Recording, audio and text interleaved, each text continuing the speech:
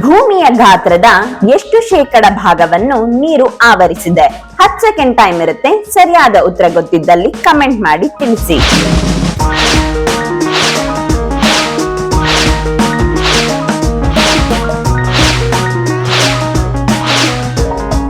ಸರಿಯಾದ ಉತ್ತರ ಸುಮಾರು 71%.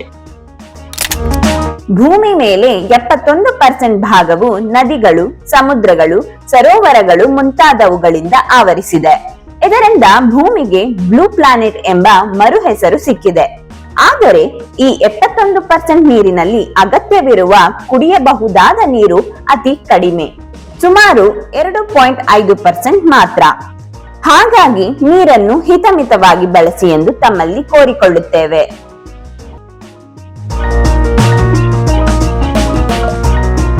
ಇದೇ ತರ ಮತ್ತಷ್ಟು ಉಪಯುಕ್ತ ಮಾಹಿತಿಗಾಗಿ ನಮ್ಮ ಚಾನೆಲ್ ಅನ್ನ ಈ ಕೂಡಲೇ ತಪ್ಪದೆ ಸಬ್ಸ್ಕ್ರೈಬ್ ಮಾಡ್ಕೊಳ್ಳಿ.